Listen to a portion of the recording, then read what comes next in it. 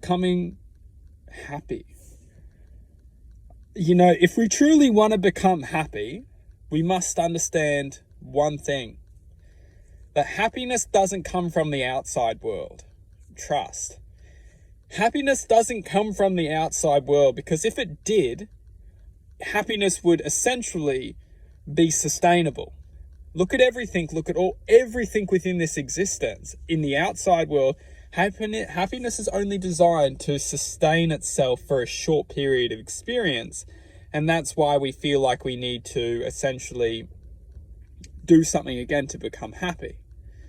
There's no coincidence that this reality is actually programmed like this, because essentially what happens in the middle is disfortune. It feels like it gives us actually a chance to essentially feel disfortune. And this disfortune leads to greater states of emotion, such as depression, like a really bad depression. But ultimately, what it's doing, it's creating spikes within our aura or within our awareness. It gives us a chance to feel happy, and then it takes us down.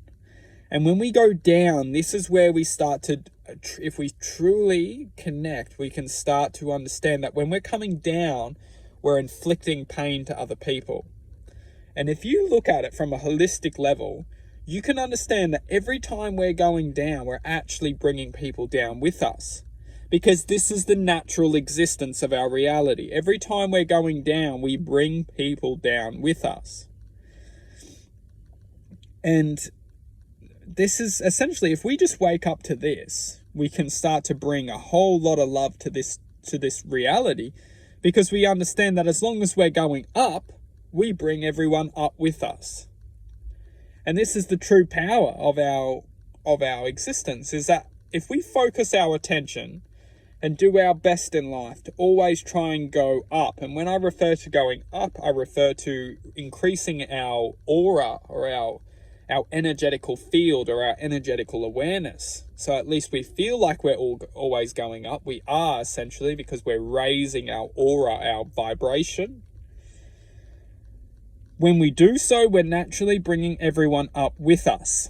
It doesn't matter where we are, friends, family, colleagues, if we're walking in a supermarket, everywhere we are, energetically speaking, has a code, has a frequency, and as long as we're raising ourselves, we're naturally bringing everyone into a state of expressional development, which is ultimately what this existence needs. What it doesn't need, it needs the contrary, where we're bringing people down, and you can feel this, you know it. When you're angry and someone's looking at you, you look at them with absolute anger, like, what are you looking at?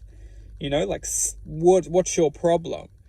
How do you think that this makes this person feel? You know, maybe they're just acknowledging your t-shirt, they like your t-shirt, and they're staring at you for some reason because they like your t-shirt. How do you know they're not looking at you in a positive? And then justification comes in. No, they're looking at me because they're judging me.